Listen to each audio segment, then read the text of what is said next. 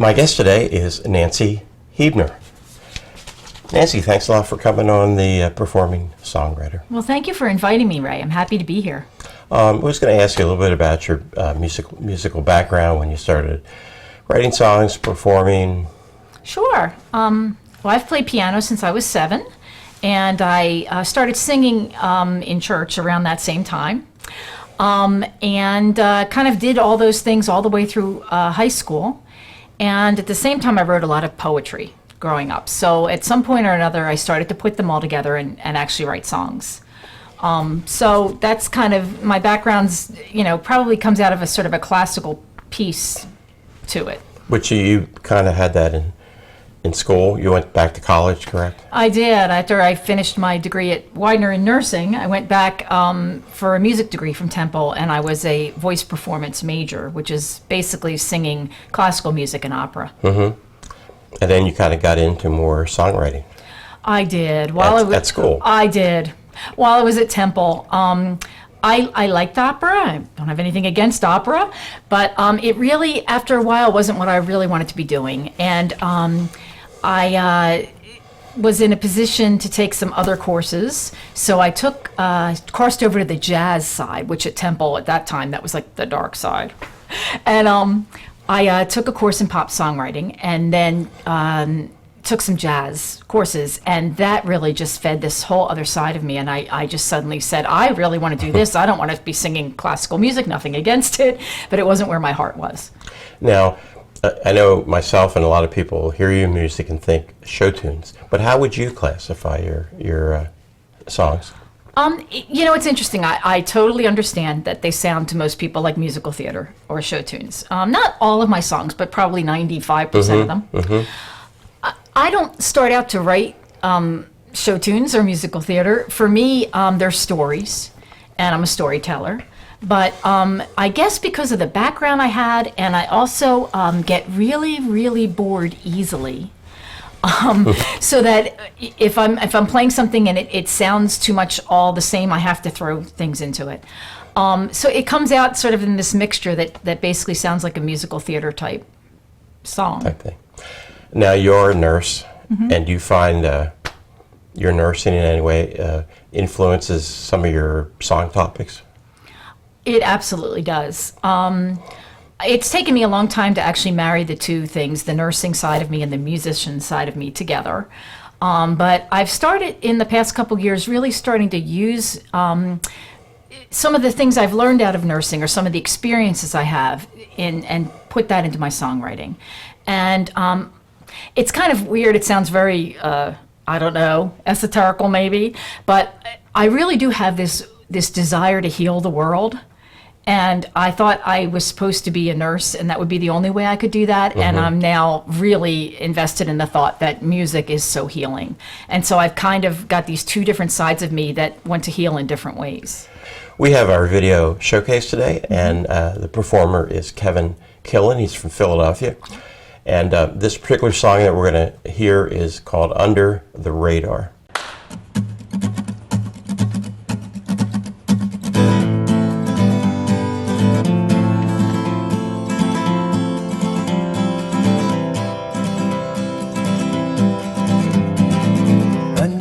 I will fly.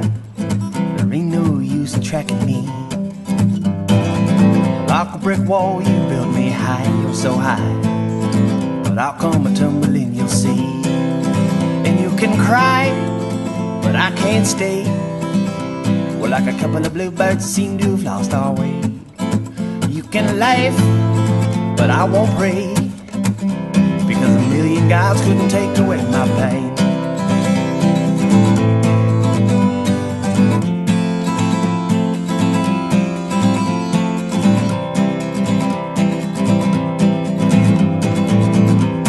Back, I take the long way home through the dusty roads of my memories.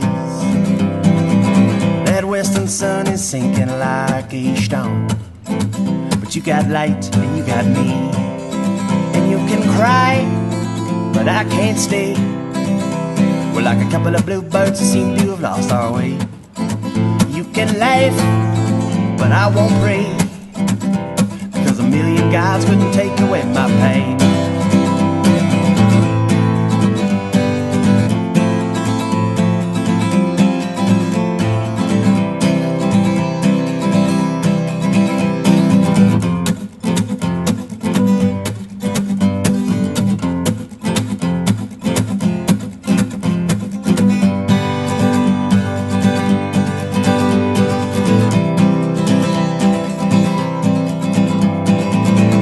Like I'm flying through the night, on a heartland train headed for the sea.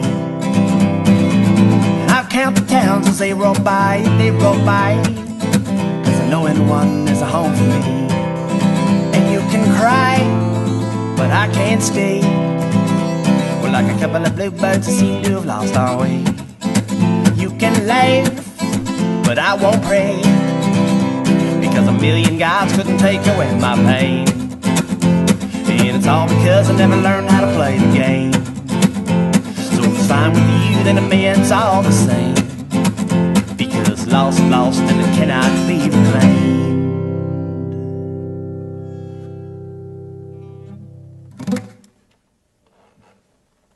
Yeah, I think that might be it.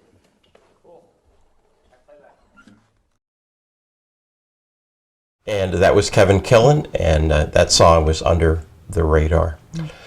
Nancy, I wanted to ask you, considering your style of music, do you find it hard to find places to perform?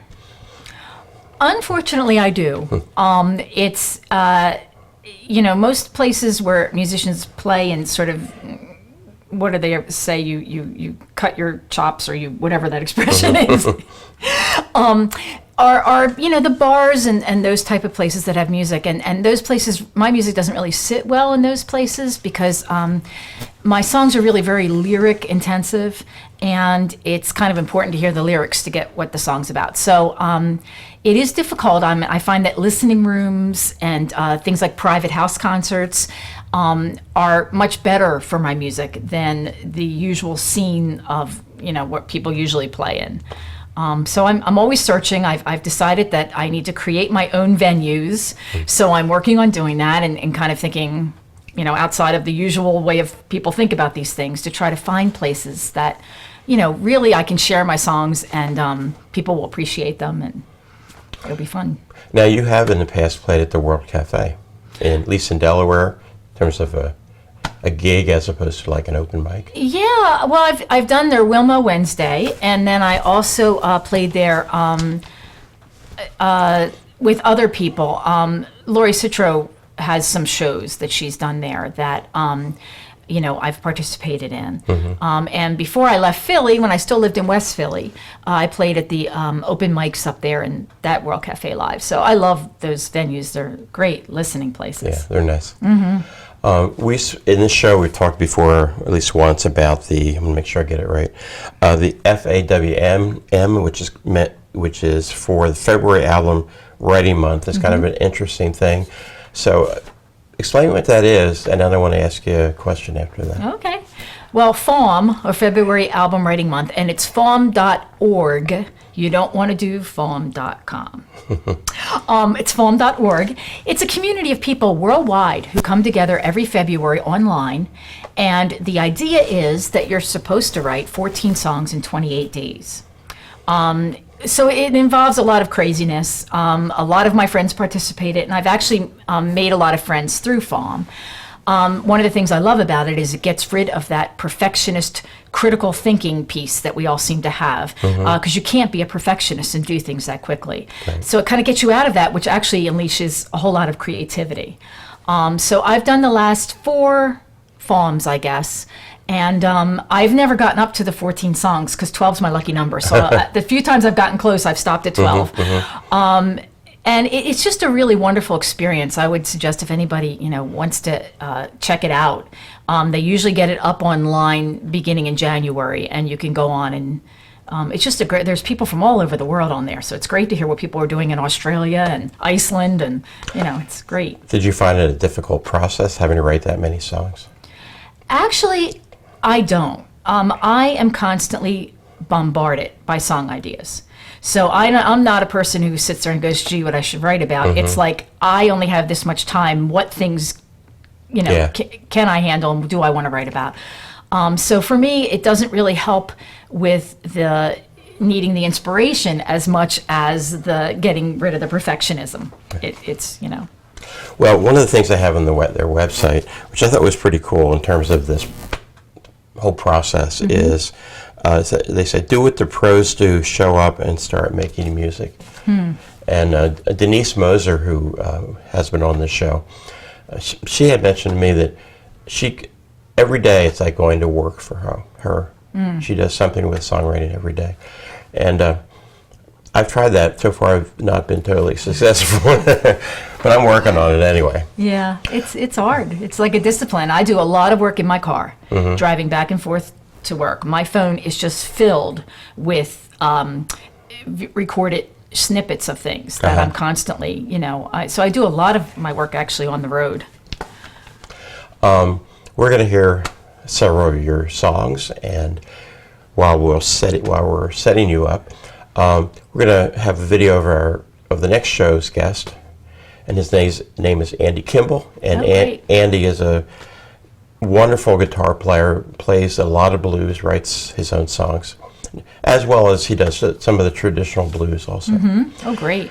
So this is Andy Kimball, and the name of the song he's going to be doing. By the way, this is a part of a workshop that he did on guitar. Oh. So it's a performance, but not what you normally think of a performance in a venue someplace. Okay. Anyway, this is called Rock Me Baby.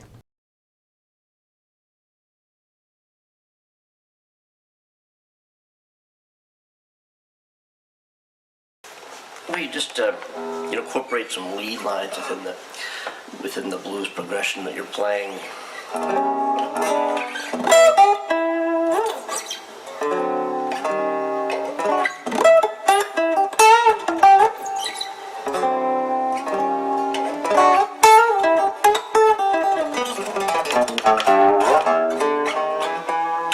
Just kind of staying within the tempo and the rhythm and the feel of what you're delivering.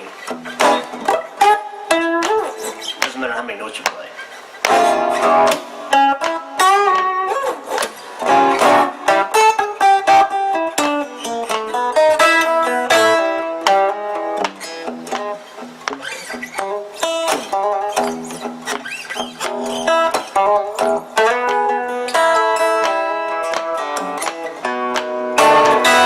Mama, baby,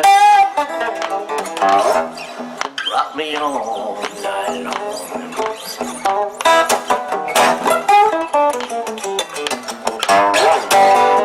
Rock me, baby, rock me all night long.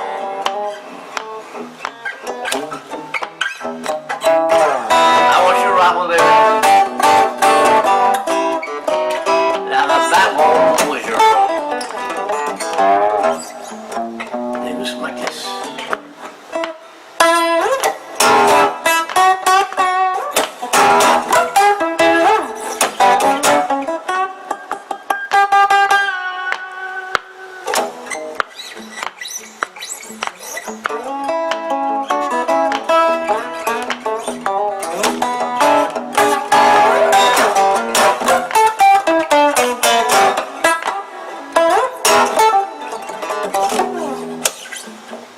One more time. Rock, baby, all night long.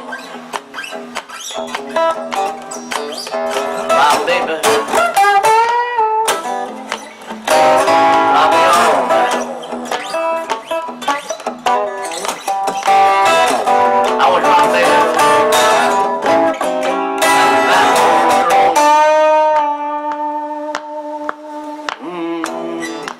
Don't be get on a rocking chair.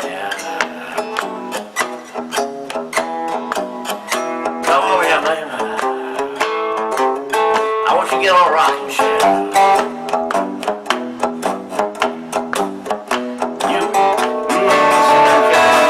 You gonna rock me right out of here.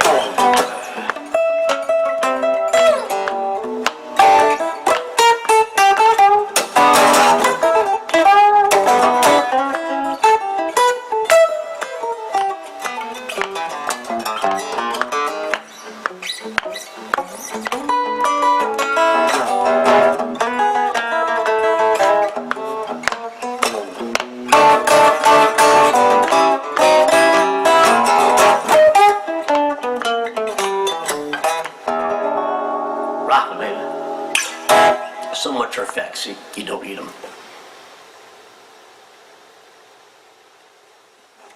First song I'm going to sing is called Get. I can't get you out of my mind. I can't get you out of my brain. It's like trying to wring the water from the rain.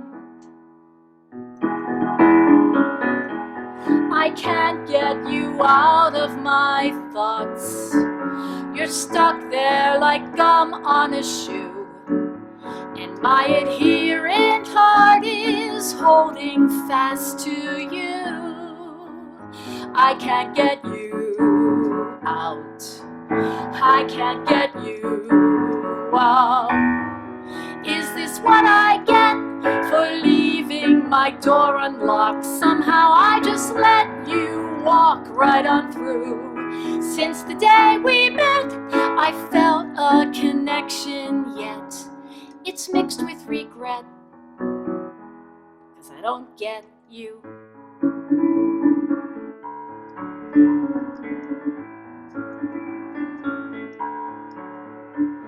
I can't get you out of my dreams. You haunt them like long-lost love's ghost.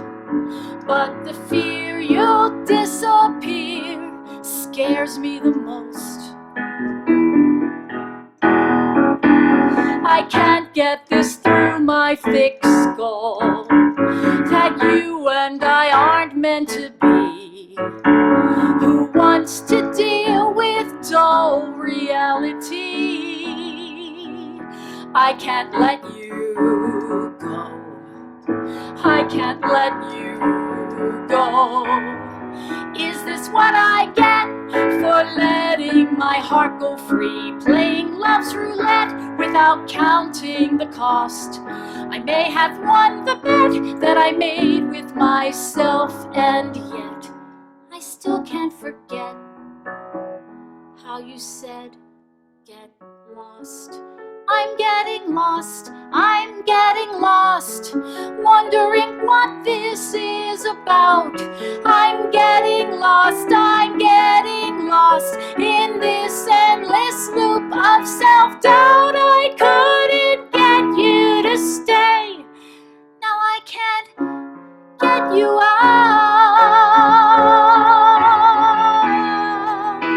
So this is what I get for walking your high wire with no safety net above this abyss.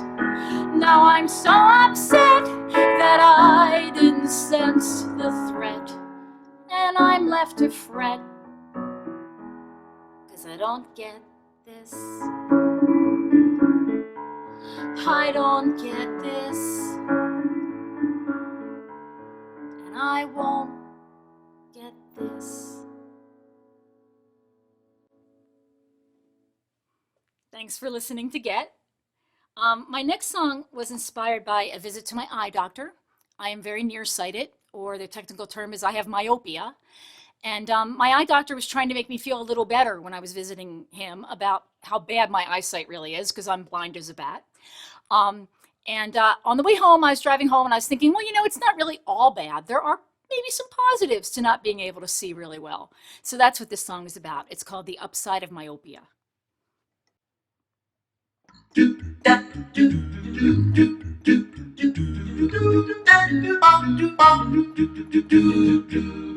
The gift of nearsightedness is you don't have to view the mess, the litter in the street, or that old factory. Glasses, contacts, LASIK too will never be the things for you. Why correct what's really not a problem you can see? The upside of myopia is there's a cornucopia of landscapes in your mind that the farsighted can't find. Add some presbyopia and it's an introvert's utopia who wants to see that assertive E up there on that top line. Squinting hard will make you tired, but no window cleaning is required. Why would you want to look outside? You might strain your eyes. The world is nice with softer lines. Fuzzy edges are just fine. Turn your vision outside in, and maybe you'll grow wise. The upside of myopia, though it sounds kinda dopey, a person can get a lot done when they can't watch TV. Another positive would be, it just might cure your ADD. Distractions are all history when your eyesight's crappy. Was that a red light? Are those sirens that you hear? That no trespassing sign is just a blur. It feels so freeing when boundaries disappear. Isn't that what we all would prefer? You can view the world through an overpriced frame, but with myopia, it all looks the same.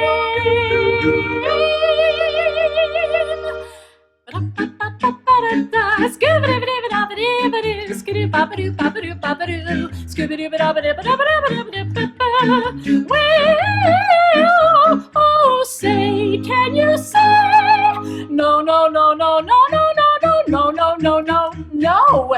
FELOPZD, the language of optometry, is very small and quite blurry, but you don't really mind. The upside of myopia, the upside of myopia. Who wants a sharp reflection when the mirror is unkind? You might be batty, but your brain is far from blind.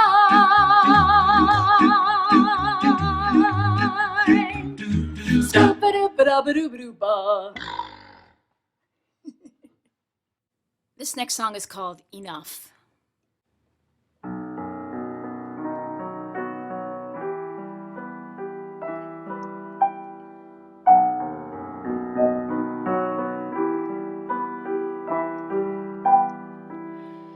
Lay your head right here and relax.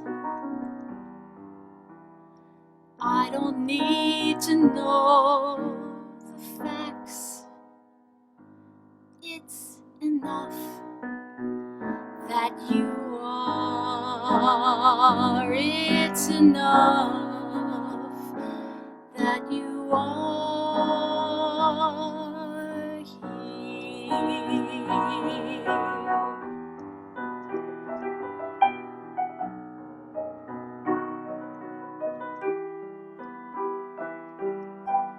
When the darkness closes in, let me shine a light within, just enough that you see, just enough that you see.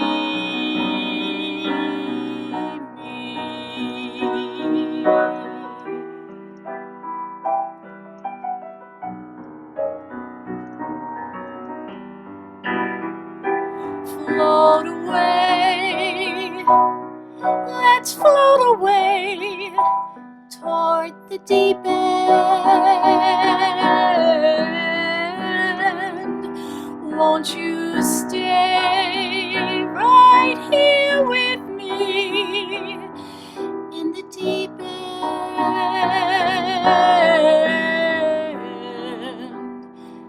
Let me drown in you. Let me drown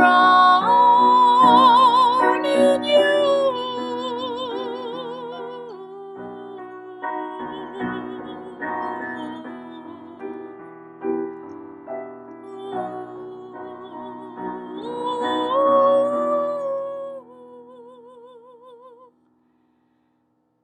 Gently sing me now to sleep. Give me something warm to keep. It's enough that you know it's enough that you know love.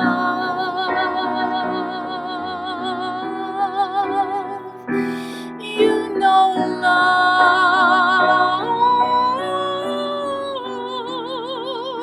You know love.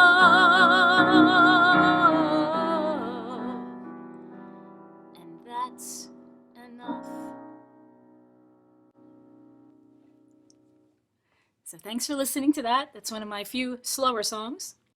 This next song was inspired by a trip to the grocery store 2 Februaries ago. And I had an incident that may or may not be familiar to lots of you.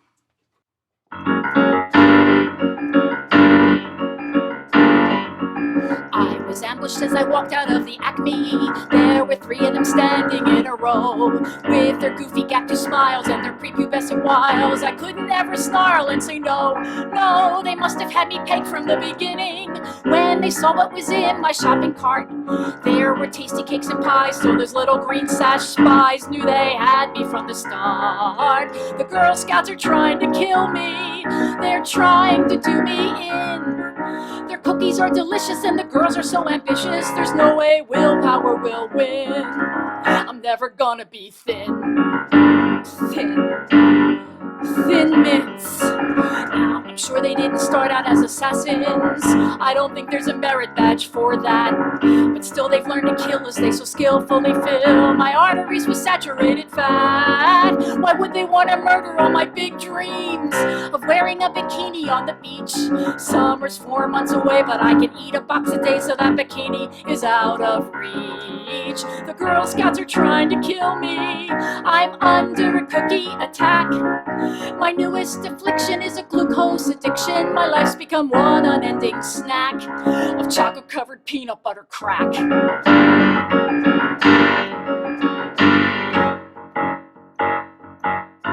Give me Samoa, Samoas.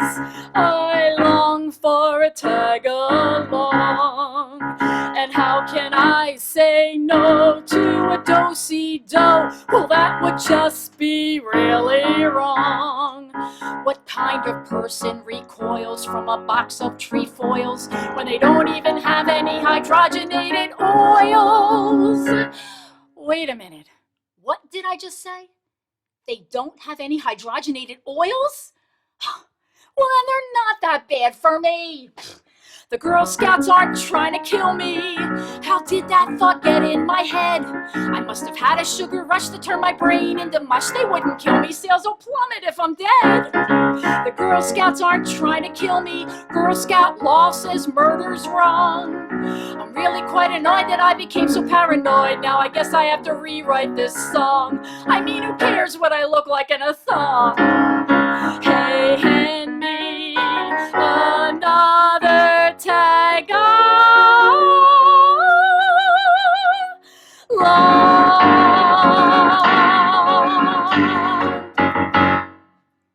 Thanks for listening.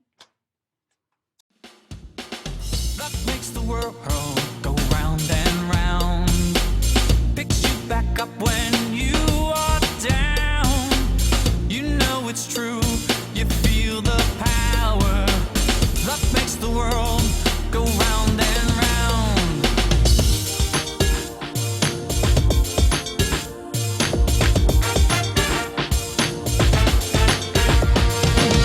I know you've had a bad day or two. Nothing goes right, it's the same old view. Hold on a minute, and soon you will see. It's not too late for you and me.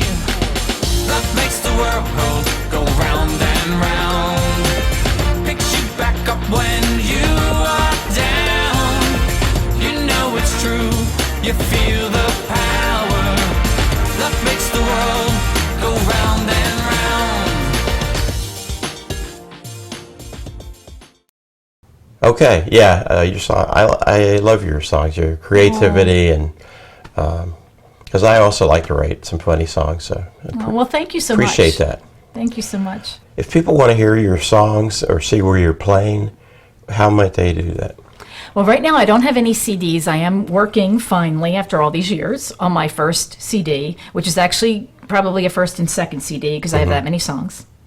But people can look me up on Facebook. My last name's spelled Huebner. It was one of those names that originally had an umlaut or something. Anyway, but people can look me up on Facebook. I do have a YouTube channel that has some of the homemade videos. I did a bunch of videos in my bedroom just to kind of get the songs out there, and so you can always look me up there, or and hopefully I'll have a CD out that I can hawk soon. And you have a Reverb Nation page. Oh yeah, that's right. I'm on Reverb Nation too, / Nancy Huebner, and I've got a bunch of stuff on there. So yeah. Nancy, thank you very much. Well, thank you so much for having me. It was fun to be here. And it was fun to talk to you and hear your music. Well, thanks. And we'll be back. Actually, Andy's coming in next Tuesday, so by the end of the week, we'll have that show on also. Oh, great. Okay, and we'll see you with Andy Kimball in about a week.